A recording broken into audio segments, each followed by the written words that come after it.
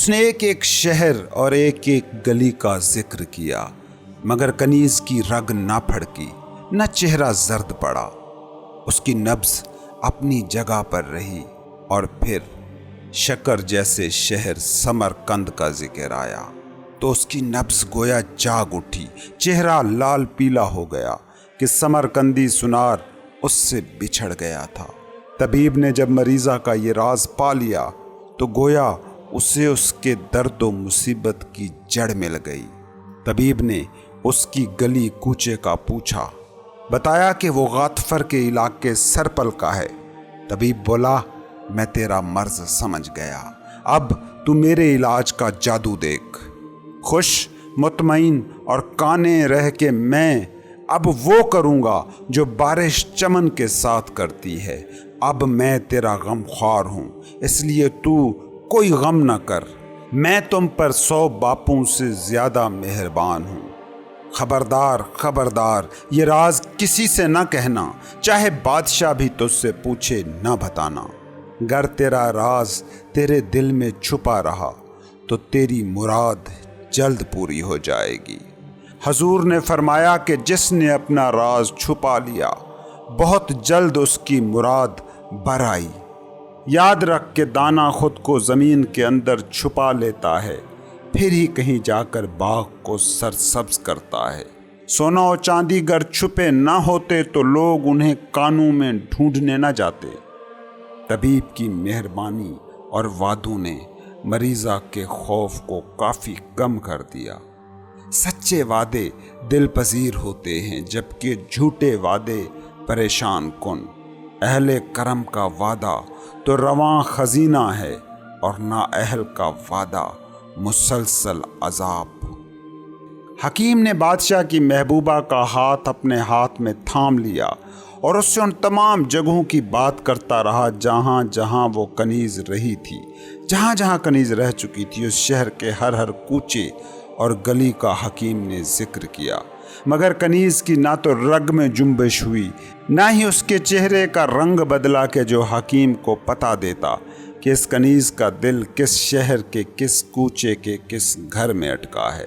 اس بات کو سمجھیں کہ ہر انسان کا ایک مرکزی ہوتا ہے، کوئی ایک مین موٹیویشن ہوتی ہے جو اسے محو حرکت رکھتی ہے، جو اس کی خواہشوں کو جوان رکھتی ہے، جو اسے اپنا اسیر رکھتی ہے۔ کوئی انسان دولت کے پیچھے دیوانہ ہوتا ہے، کوئی شہرت کا قیدی ہوتا ہے، کوئی جن سے مخالف کا اسیر۔ انسان کی روح جب بھی اس کی آنکھوں سے اوجھل ہوتی ہے تو اس کی وجہ یہی دھند ہوتی ہے جو یہ 3 خواہشیں اڑاتی ہیں۔ کہتے ہیں کہ پرانے دور کے چین میں ایک بادشاہ رہتا تھا۔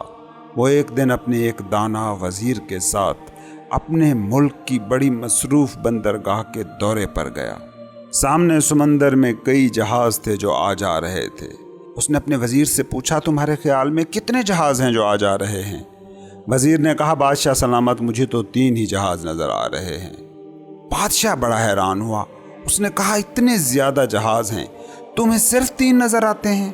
وزیر نے جواب دیا، حضور آپ کو جتنے بھی جہاز چاہے نظر آ رہے ہوں، مگر حقیقت یہ ہے کہ انسان جتنے بھی جہاز چلاتا ہے ان میں 3 ہی چیزیں ہوتی ہیں، یا دولت کی خواہش، یا شہرت کی تمنا، یا جنسی خواہش۔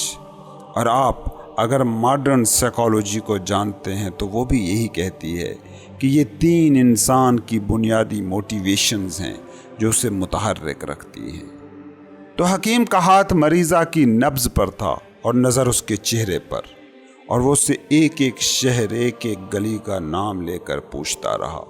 انسان کی انا، اس کی دماغ کی یہ فطرت ہے کہ جہاں اس کا فوکس ہے اس کے ذکر پر، اس کے دیکھنے، سننے، سونگھنے، چکھنے پر اس کی رگوں میں دوڑتے خون میں تغیر آ جاتا ہے، اس کی سائیکالوجی بدل جاتی ہے، اس کی فزیولوجی بدل جاتی ہے، چہرے کا رنگ بدل جاتا ہے، بات کرنے کا ڈھنگ بدل جاتا ہے۔ کبھی آپ نے غور کیا کہ آپ کسی محفل میں ایسے ہی بور بیٹھے ہوں اور کوئی کسی ایسے شخص کا نام لے لے جس سے آپ کو نفرت ہو یا محبت ہو، تو کیسے آپ کے پورے ذہنی اور جسمانی ڈھانچے میں تغیر آ جاتا ہے۔ کسی جگہ آپ بیٹھے ہوں اور بور ہو رہے ہوں اور اچانک آپ کی دلچسپی کا موضوع چھڑ جائے تو کیسے آپ کی بوریت دلچسپی میں ڈھل جاتی ہے۔ انا کے کام کرنے کا یہی ڈھنگ ہے، اس کی جہاں توجہ گڑ جائے وہاں سے سائیکالوجی اور فزیولوجی جڑ جاتی ہے۔ اس قصے میں طبیب جو کہ مرشد رومی شاہ شمس تبریز کا استعارہ ہے، وہ مریضہ کے ساتھ مطلب انسانی انا کے ساتھ یہی کچھ کر رہا ہے۔ اس نے مریضہ کی نبض کو پکڑ رکھا ہے اور نظریں اس کے چہرے پر گاڑ رکھی ہیں، اور ہر اس شہر، کوچے، گلی اور گھر کا ذکر کرتا جا رہا ہے جس سے اس کنیز کا یعنی انسانی انا کا تعلق ہے۔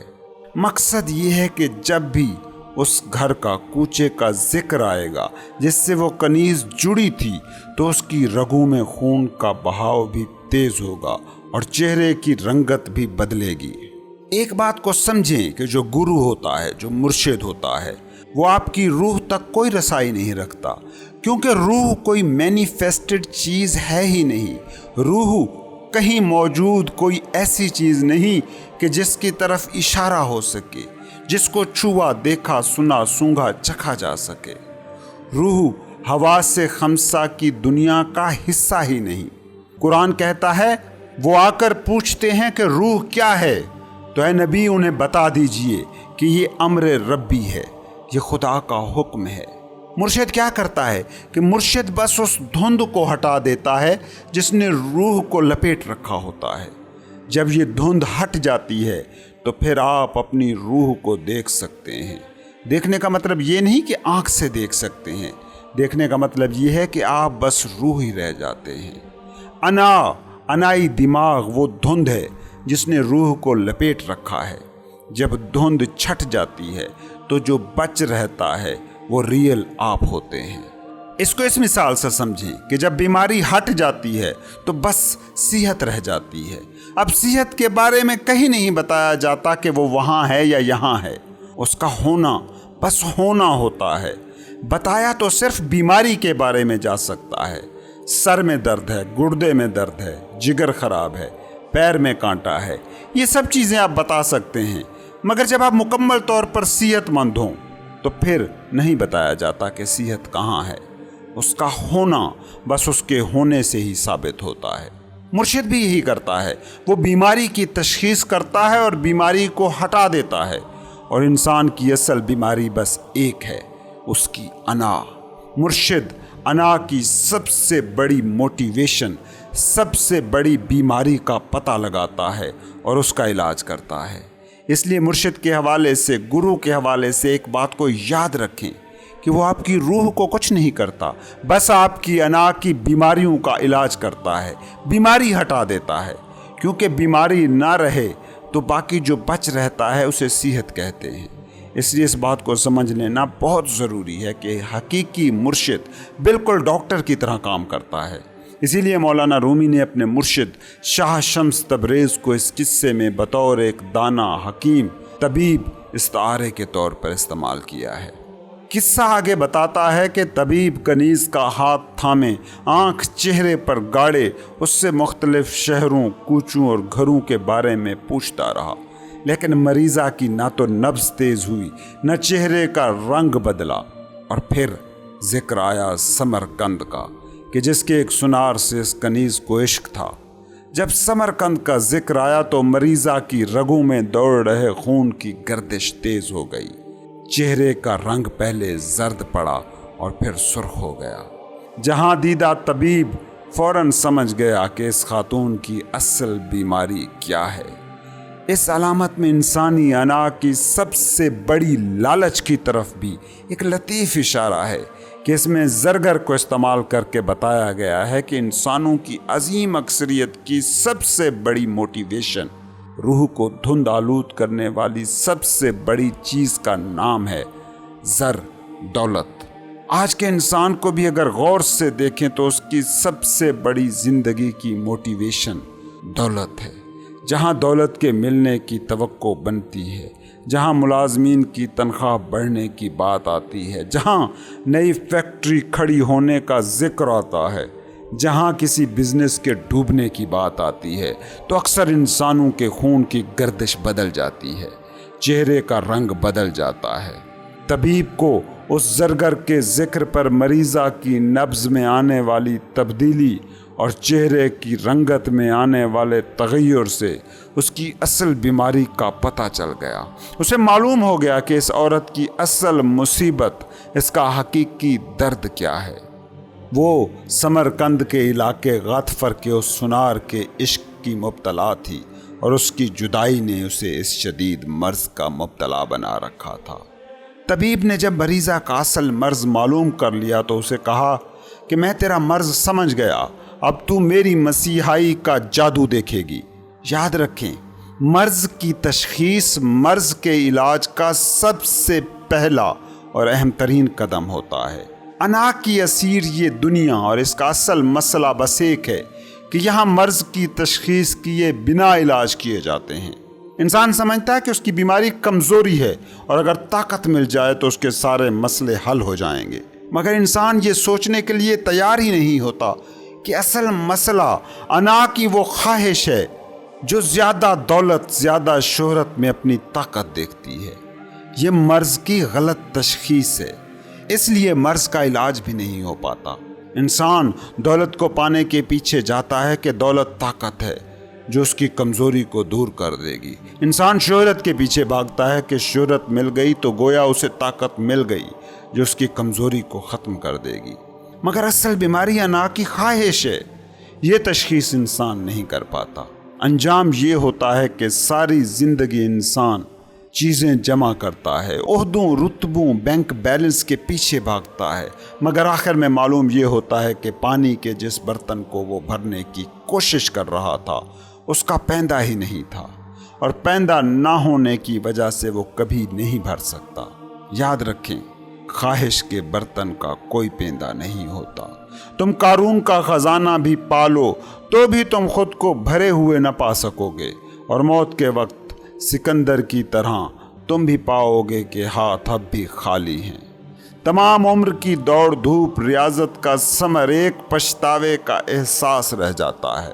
مرض کی تشخیص غلط ہو جائے تو پھر بیماری کا علاج بیماری کو اور بھی خراب کر دیتا ہے، جیسا کہ اس قصے میں بھی ذکر آیا کہ شروع میں کنیز کے علاج کے لیے بادشاہ نے کئی نامی گرامی حکیموں کی خدمات لیں، مگر انہوں نے بیماری کی تشخیص ہی غلط کی، اور جو علاج کیا وہ بھی غلط ہو گیا، کیونکہ تشخیص غلط ہو تو درست علاج ناممکن ہو جاتا ہے، بلکہ اس صورت میں جو علاج بھی کیا جاتا ہے وہ الٹا ہی اثر ڈالتا ہے، بیماری کو مزید خراب کرتا ہے۔ یہ جو تمہاری دنیا ہے، اس کے سارے مسئلے، ساری بیماریوں کو غور سے دیکھو، یہ غلط تشخیص کے مسئلے ہیں جو بیماری کو اور بھی توانا کیے جا رہے ہیں۔ انا کی خواہش 1 لاکھ تھی، جب وہ 1 لاکھ مل گئے تو اب انا 10 لاکھ مانگتی ہے، اور موت کے دم تک یہ خواہش بڑھتی ہی جاتی ہے۔ یہاں بیماری کو پیسے کی کمی کی شکل میں تشخیص کیا گیا، جبکہ بیماری تھی انا کی لالچ، انا کا سراب۔ اب جو غریب ہیں وہ بھی بیمار ہیں، اور جو امیر ہیں وہ ان سے بھی زیادہ غریب اور بیمار ہیں کہ ان کی لالچ کا دائرہ غریبوں سے بھی زیادہ وسیع ہو جاتا ہے۔ اس کے بعد طبیب نے بیمار سے کہا کہ اب تو غم نہ کر کہ میں تیرا غم خوار ہوں، اور میں ایسا غم خوار ہوں کہ جو 100 باپوں سے زیادہ تم پر مہربان ہے۔ اس بات کو سمجھو کہ جب مرشد مہربان ہوتا ہے تو اس کی غم خواری کا رنگ ہی کچھ اور ہوتا ہے۔ وہ مرید کو، سالک کو ہر غم سے آزاد کر دیتا ہے۔ مرشد مرید کے ساتھ کیا کرتا ہے؟ ایک بہت ہی سادہ کام۔ انسان انا کو اپنا حقیقی سیلف مانتا ہے، اور انا کی نیچر ہے سراب۔ انا کے غم بھی فریب ہوتے ہیں، اس کی خوشیاں بھی۔ ایک نوکری مل گئی تو بہت خوشی، 2 سال وہی نوکری کر لو تو بوریت۔ وہی نوکری جو انا کی شدید خواہش تھی، اب وہی نوکری سارے مسئلوں کو جنم دینے لگ جاتی ہے۔ انا کی نیچر ہے تشنگی، ناکاملیت کا احساس، مقابلہ۔ مرشد کیا کرتا ہے؟ مرشد یہ کرتا ہے کہ وہ مرید کو اس کے حقیقی سیلف سے روبرو کرتا ہے، بینگ سے روشناس کراتا ہے۔ انا کی خواہشوں کی اڑائی دھول کو ہٹا کر سالک کو موقع دیتا ہے کہ وہ اپنی روح کو چھو سکے، اپنے آپ سے مل سکے۔ وہ روح، وہ ہستی، وہ بینگ جو کبھی تشنا نہیں ہوتی، جو کبھی ناکامل نہیں ہوتی، جس میں کوئی مقابلہ نہیں ہوتا، کیونکہ مقابلے کے لیے دوسرا چاہیے ہوتا ہے۔ جبکہ روح زندگی کو واحد کل کی شکل میں جانتی ہے۔ اس میں دوئی نہیں ہوتی، اس میں دوسرا نہیں ہوتا۔ اگلے شعر میں مولانا رومی کہتے ہیں کہ حکیم نے مریضہ کو کہا کہ میں نے تمہارا مرض جان لیا ہے اور اب میں اس کا علاج بھی کر دوں گا، کیونکہ میں تم پر مہربان ہوں، اور تو کسی چیز کا غم نہ کر، مگر ایک بات یاد رکھنا کہ یہ راز تیرے اور میرے درمیان ہے، اس راز کو کسی کے ساتھ شیئر نہ کرنا، بادشاہ سے بھی اس راز کا ذکر نہ کرنا، کیونکہ اگر یہ راز تیرے دل میں چھپا رہا تو جلد ہی ٹھیک ہو جائے گی۔ اگلے شعر میں مولانا رومی نے حضور صلی اللہ علیہ وسلم کی ایک حدیث نقل کرتے ہوئے کہا کہ حضور نے فرمایا تھا کہ جس نے اپنا راز چھپا لیا اس کی مراد پوری ہوئی۔ یہ بڑی اہم بات ہے کہ روحانی بیداری کے مسافر کو، راہ حق کے سالک کو اپنی یہ طلب زمانے سے چھپانی چاہیے۔ اس کی وجہ یہ ہے کہ جس چیز کو ہم دنیا سے شیئر کرتے ہیں، جس چیز کو ہم لفظوں میں بیان کرتے ہیں، وہ پھر اسی دنیا کی چیز بن جاتی ہے۔ روح کی دنیا خاموشی کا فیلڈ ہے، یہ خاموشی کے فیلڈ میں کام کرتی ہے۔ یہ چلے، یہ مراقبے، یہ میڈیٹیشنز، یہ غاروں، جنگلوں، صحراؤں میں جو صوفی بھکشو نکل جاتے ہیں، تو اس کی وجہ یہی ہوتی ہے کہ وہ اس راز کو محفوظ رکھ سکیں۔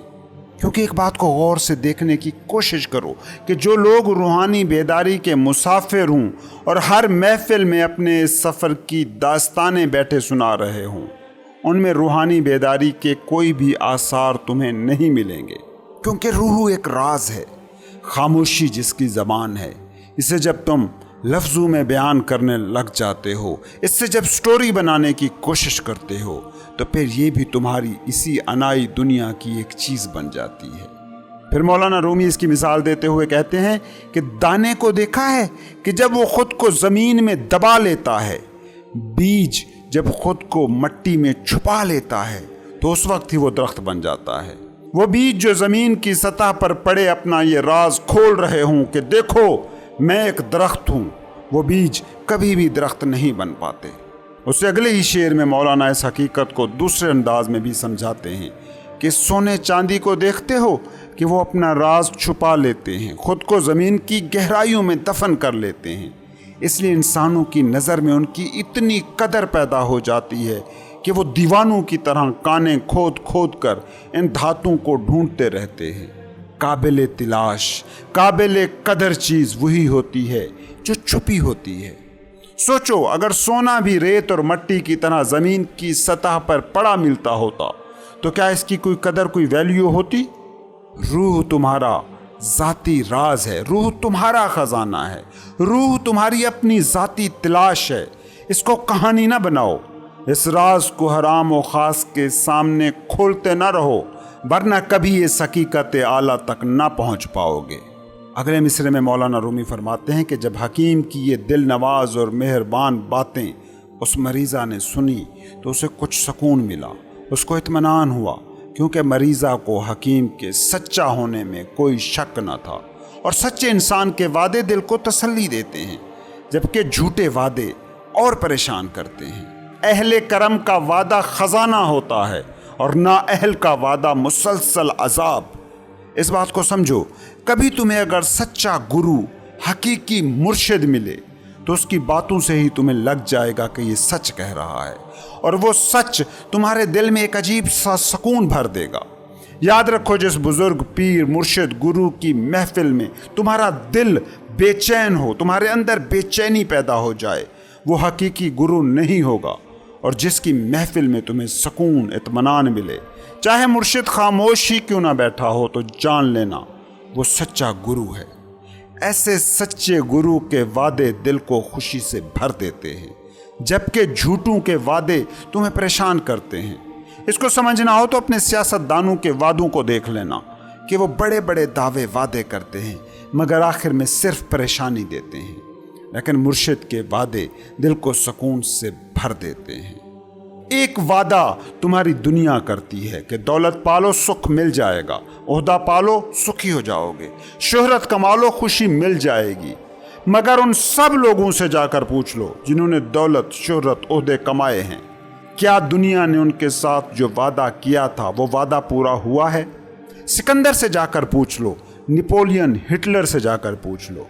ये होते हैं झूठे वादे कि जो मुसलसल अजाब बने रहते हैं।